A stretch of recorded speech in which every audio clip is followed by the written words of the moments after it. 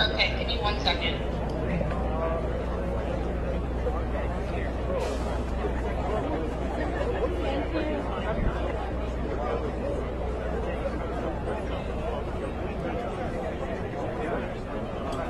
I could possibly get them working on another computer, but the time.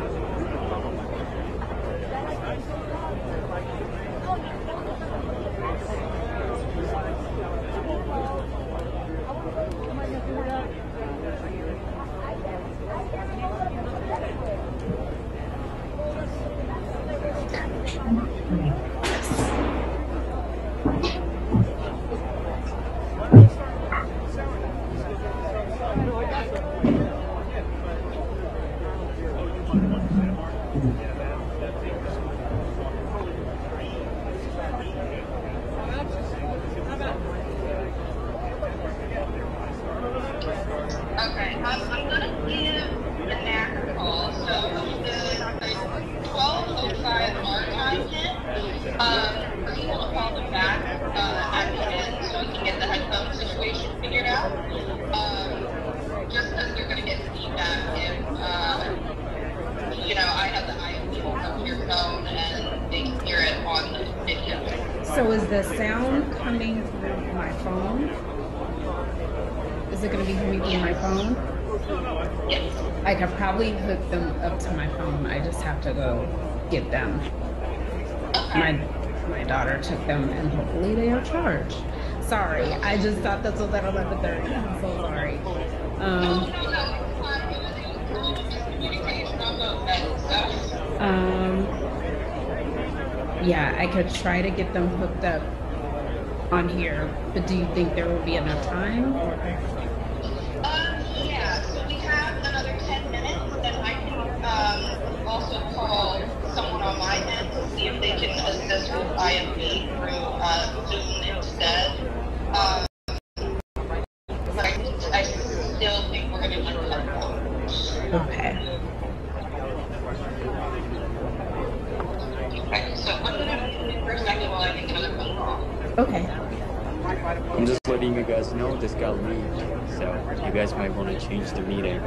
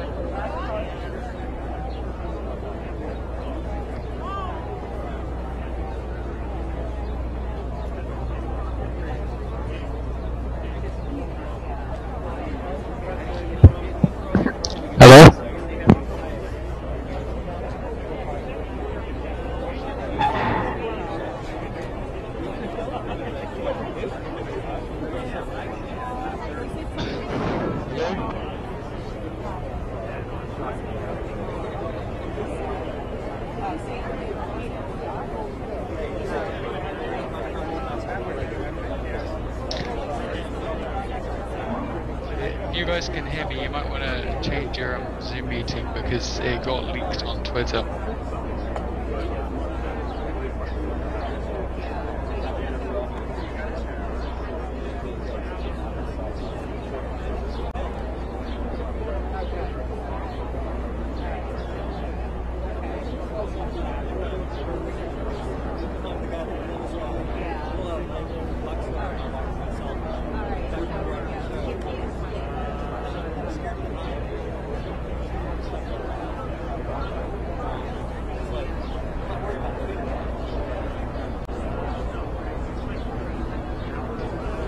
Lisa, is someone talking on this Zoom call?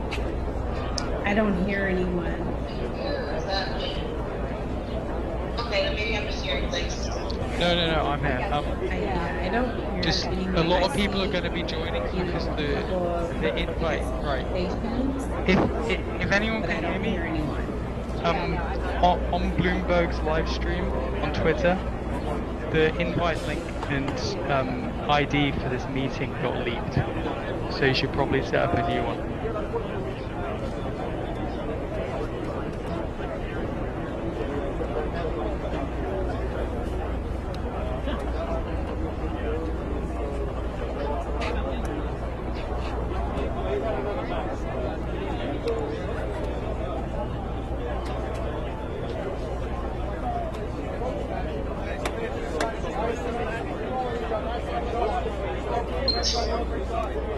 Lisa, stay on the phone with me, but end the Zoom meeting because I guess the link is leaked somehow. Oh, Yeah, it was on Twitter. okay.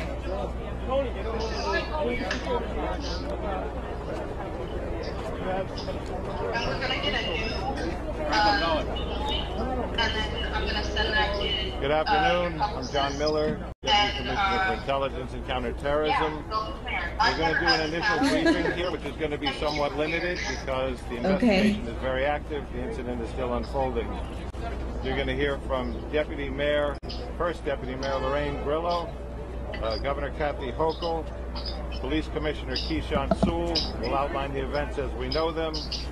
Laura Kavanaugh, the First Deputy Commissioner and I'm just sending an email out. will walk you through the casualties. Jano Lever from the MTA will give us the status of the system, and then we'll be able to entertain some limited questions. There will be another briefing later this afternoon where we'll be able to update that. And then Do you additional think I briefings would as have needed. time to First go Deputy Mayor run and Lorraine get Grillo. my AirPods or no? Thank you, John.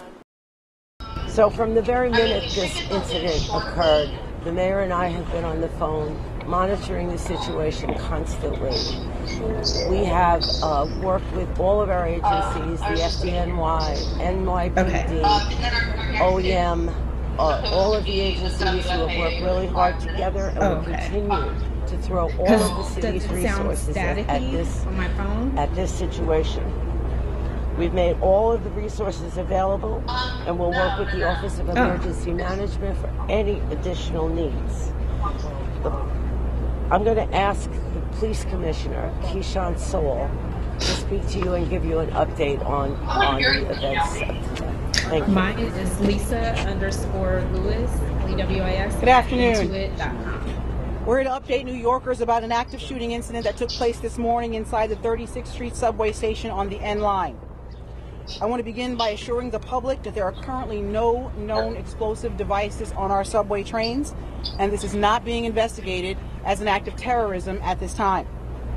We can also report that although this was a violent incident, reportedly we have no one with life-threatening injuries as a result of this case. This investigation is only hours old, so please note this information is subject to change.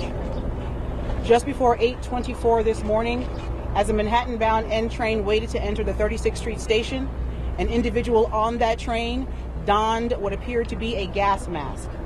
He then took a canister out of his bag and opened it. The train at that time began to fill with smoke.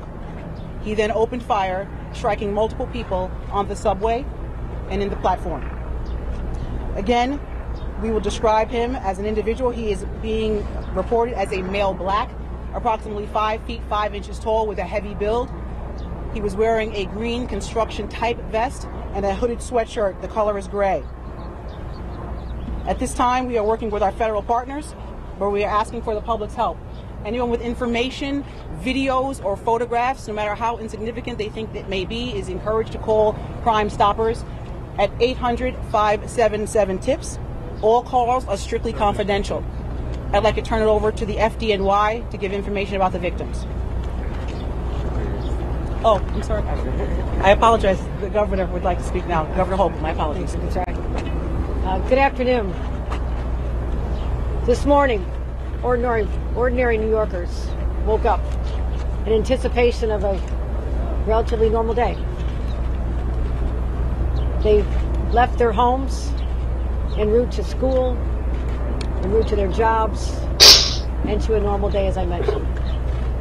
That sense of tranquility and normalness was disrupted, brutally disrupted, by an individual so cold-hearted and depraved of heart that they had no caring about the individuals that they assaulted as they simply went about their daily lives.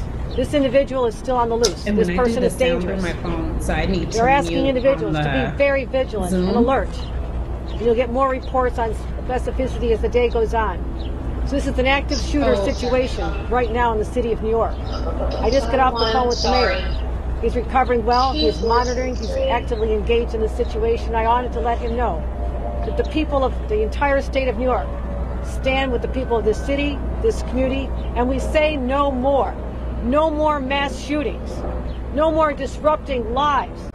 No more creating heartbreak for people just trying to live their lives as normal New Yorkers. It has to end, and it ends now. And we are sick and tired of reading headlines about crime, whether they're mass shootings or the loss of a teenage girl or a 13-year-old. It has to stop. I'm committing the full resources of our state to fight this surge of crime, this insanity that is seizing our city, because we want to get back to normal. It has been a long, hard 2 years. That's what we crave, that sense of stability and normalcy. And this is what the mayor and I are going to continue to work toward. And I thank the partners, the brave people of the MTA, the first ones who had the sense, the drivers of the train, to leave the station to make sure no more victims could be hurt. The NYPD, FDNY, state police, everyone involved in this has one purpose, and that is to stop the insanity of these crimes. You'll hear now from our fire department. I want to thank them for being there to help us diffuse a volatile situation, but we'll be giving continued reports as this day unfolds. Again, we ask everyone to be careful, be cautious, report what you see. It is likely that someone out there listening to this is going to help us, lead us to that individual. You have a description of what they're wearing. You know the details. But this is the day we pull together as New Yorkers, united in a common purpose to say no more. And that is what I'm going to continue to do as the governor of the state of New York, working with our local partners right here. Thank you. Thank you, Governor. Good afternoon. This morning, the FDNY received reports of gunshot victims in the subway. Thanks to their quick response, we were able to treat 16 patients. 10 of those patients are suffering from gunshot wounds at this time, and 5 of them are in critical but stable condition in our local hospitals. Can you say that again? Yes, we have 16 total patients. 10 of them are suffering from gunshot wounds, and 5 of them are in critical but stable condition at this time. I'm going to pass it over to the MTA for an update on their subways. Okay. First of all, we have to thank the NYPD and the FDNY and the whole team who've done so much to protect us and help immediately to recover from this situation. And I also need to acknowledge the MTA workers who had the foresight to immediately move a train that was on the platform, the R train, out of the station so it could carry people to safety. That was smart thinking. Right now, B service is suspended, W service is suspended. The D and the N and the R are running with suspensions and some shuttle buses. And folks should check the website for latest. Obviously, it's a disrupted day, but a lot of the system is in fact running. I just want to say one thing on a personal note, which is on 9/11, I stood on 4th Avenue and watched people, New Yorkers, come back from that tragedy. And I watched New Yorkers help each other and storekeepers walk out and give people water. That was the same thing we saw on the platform today. We saw New Yorkers in a difficult situation, an emergency, helping each other. That's the subway riders. That's who New Yorkers are. Every day they're showing people in the subway, which is our public space, that New Yorkers of all varieties can come together in small spaces and get along and create something bigger. That's what we remember in these emergencies, as well as the tragedy and the thought for the quick recovery of the victims, is New Yorkers are incredibly resilient, just as they are in every emergency, and we thank them for what they've done, and we thank the governor and the mayor for their leadership in all of our recovery from COVID and from every one of these challenges. So, just to reiterate, we're going to be very limited in what we are able to answer in questions. Just to also underline our partners here, you got Mike Regan. Mike Regan is the Assistant Special Agent in charge of the Joint Terrorism Task Force with the FBI and NYPD. John DeVito from ATF, who's helping us with tracing efforts and investigation. He's the Special Agent in charge for New York City. We have the Brooklyn District Attorney, Eric Gonzalez, who is also here. And, of course, Chief Ken Corey, Chief of Department, and First Deputy Commissioner Ed Caban. We'll start off with questions for the police. Was the shooting on the train? Was the shooting on the train or on the platform? Was the suspect on the platform or in the train? And did it all happen in the 36th Street station, or what happened down at 25th Street? The suspect was in the train car. The shooting began in the train car. Commissioner, can you give us some more detail exactly what happened in the car? Did the suspect say anything? What type of weapon did he have? And what was going on inside the car as this all happened? So, as I stated before, we're only able to get limited information because it's under investigation. As the train was pulling into the station, the subject put on a gas mask. He then opened a canister that was in his bag, and then the car filled with smoke. After that, he began shooting. Guys, one time! Hang on. Commissioner, does this appear to be random? Any idea why this individual did this? And we do not know the motive at this time, but we're not ruling anything out. Part of the other injuries that were not. The fire department. There are a variety of other injuries, from smoke inhalation to shrapnel to panic from the incident. When you say shrapnel, what would the shrapnel come from? It could be from anything. It's still under investigation at this time, so it could be a grazing from a bullet. It could be from the panic following the incident. Not from an explosive device? Not at this time. Any idea of the suspect where they the train tracks? Any idea of the whereabouts meeting? That's subject to investigation. We're endeavoring to determine that right now. Okay, Josh. Why were the train Why do you connect this more to the litany of gun violence and not terrorism as the same? Why rule out terrorism? I'm not ruling out anything. We're determining what that motive is, and we'll find that out as the investigation continues. Do the victims tend to one particular ethnic group? No, sir. The victims have a variety. Is anything else recovered down there? Hang on. We got time for about two more. Why were the trains not shut down immediately? And if they were, could it have been easier to catch the suspect? That's not the case. How were the cameras working in the subway station? I'm sorry, I didn't hear you. Were the cameras working in the subway station? That's under investigation as we speak. Do you suspect this is an MTA worker, given that they were wearing a construction vest? We have not another city worker or something? We have not identified the subject. He was wearing a green type construction Governor vest. Hochul, do you want to comment on the arrest of your Lieutenant Governor Ron Benjamin? Did he speak to you this morning? Were you aware, and will you continue to campaign with him? I'll be happy to report on that later today. We'll have a statement out there. I've not had a chance to speak to him. I was doing media interviews this morning, but this is not the place, but I will be addressing it very shortly. Let's focus on the fact that there are people in a hospital right now fighting for their lives. Those are the people we're thinking about and praying for at this moment. All right, thank you very much. Listen, we're going to get... Hang on a second. We're going to get back to you with a time for an update later. The information is developing. We expect to have more later, and that will not be here. That will be either at the precinct or headquarters. We'll find an appropriate location where we have enough room and we can do this in a controlled environment. You said the other briefing is not here. Well, it'll be announced. It'll be announced. Guys, we can come get our mics, please. Yeah, I think we're gonna start restoring vehicular traffic on 4th Avenue. So. It was said there were